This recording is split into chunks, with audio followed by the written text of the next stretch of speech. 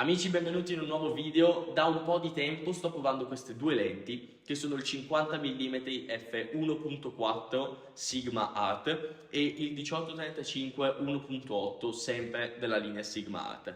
Ora, queste due lenti hanno una particolarità, ovvero che sono con attacco Canon, quindi per attaccarle sulla mia Sony devo avvalermi di un adattatore e dopo un paio di test e una panoramica generale di quello che ho potuto vedere con loro, adesso ne parliamo bene di quello che è utilizzare un'ottica Canon su un corpo macchina Sony.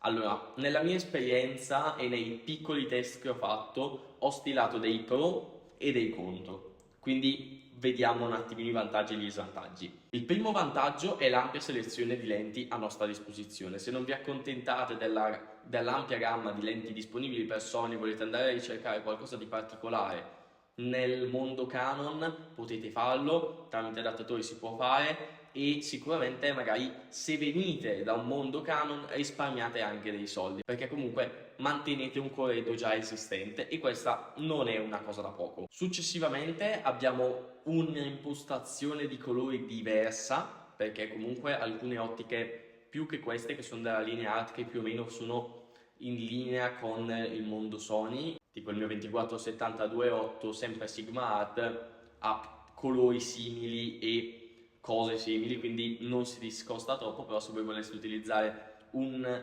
obiettivo Canon prodotto da Canon perché volete i colori di Canon, così può essere anche quella un motivo, un vantaggio anche che magari con i colori Sony non potete avere e può aiutarvi a definire un vostro stile mantenendo comunque un corpo macchina con cui potreste trovarvi meglio come quello Sony. Tra i vantaggi il fattore economico è uno dei più importanti, infatti se venite da un mondo Canon è importante mantenere lo stesso corredo, magari un corredo che avete costruito negli anni, e tramite degli adattatori di alta qualità lo potete fare.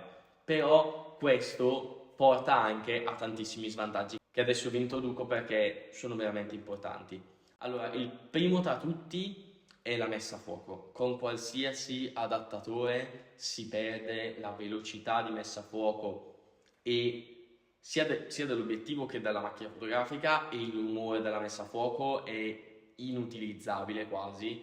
Sono cose che a livello per il mondo video proprio ti fa dire no, assolutamente. Con qualsiasi super adattatore vai a perdere alcuni meccanismi importanti che sono fondamentali nell'azione di tutti i giorni e nella velocità di una lente. Altra considerazione su cui perdete è, secondo me, il mio punto di vista personale, l'estetica. Ora, questi obiettivi, nonostante siano di Sigma, sono fatti apposta per il mondo Canon, sono studiati per il mondo Canon e non solo a livello di estetica, ma anche a livello di peso, a livello di bilanciamento del corpo, a livello di tante specifiche che con il mondo Sony magari non si trovano perfettamente, soprattutto le lenti proprietarie di Canon. Altri problemi in cui potete incorrere sono la mancanza di compatibilità, infatti alcuni obiettivi anche con gli adattatori non riprendono bene tutti i meccanismi, come vi dicevo prima la messa a fuoco è molto più lenta e in alcuni casi proprio la messa a fuoco automatica dà veramente tantissimi problemi, nonostante magari con lo stesso adattatore due lenti diverse, una può dare pochi problemi e una ne può dare veramente veramente tanti. Nel caso del 50 1.4, se utilizzato a 1.4 e gli si chiede con autofocus singolo di cambiare soggetto, veramente è inutilizzabile, dal mio punto di vista è inutilizzabile.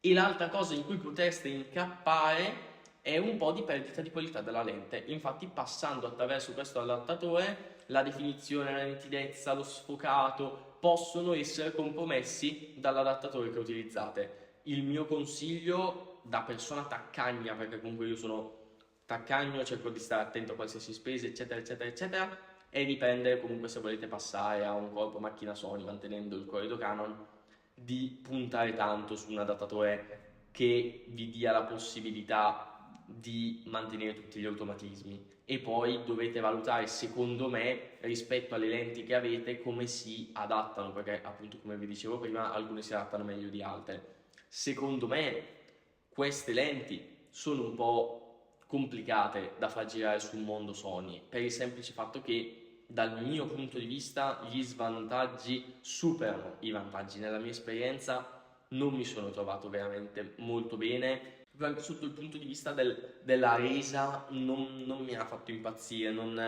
mi sono trovato in mano una lente che sentivo non andasse perfettamente al pari della mia macchina fotografica, e questa è una bella limitazione.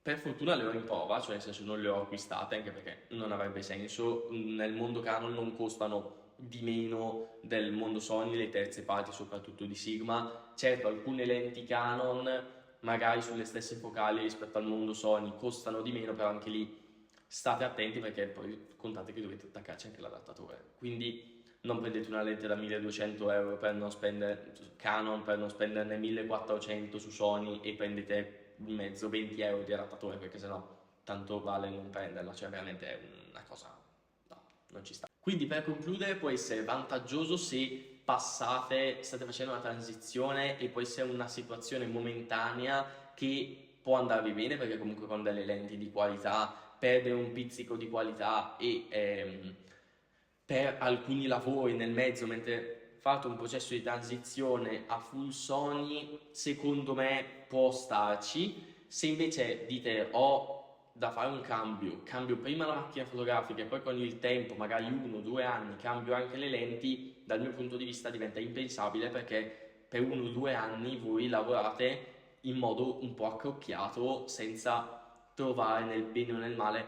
un vero cambiamento subito. E secondo me questa cosa è un difetto che a lungo termine vi porterà a gravi svantaggi. Quindi potete fare un corredo misto, sì, con delle lenti native Sony e alcune Canon che magari vi siete tenuti, però il mio punto di vista è che, secondo me, poi ognuno è libero di fare quello che vuole, di avere le proprie considerazioni, una lente nativa per Sony giri meglio sempre e funzioni meglio sempre, e sia l'alternativa migliore sempre, soprattutto se state comprando nuovo. Se avete una Sony, comprate lenti Sony, non comprate lenti Canon da adattare, cioè proprio quello no, categorico.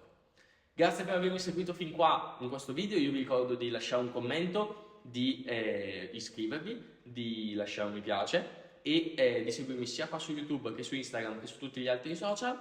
Tra l'altro vi faccio una piccola anticipazione di quello che sarà uno dei prossimi video. Questo 1835 1.8 è anche, oltre che essere per Canon, è anche per APS-C, è un power zoom, e ve ne parlerò in un prossimo video. Più che di questo in sé, vi parlerò anche dell'adattare lenti APS-C su full frame, perché è un aspetto su cui anche io ho ragionato nel mio cambio a 7.3, quindi ve ne parlo. Restate aggiornati, seguitemi, noi ci vediamo in un prossimo video, grazie per essere stati con me fino alla fine, ciao a tutti!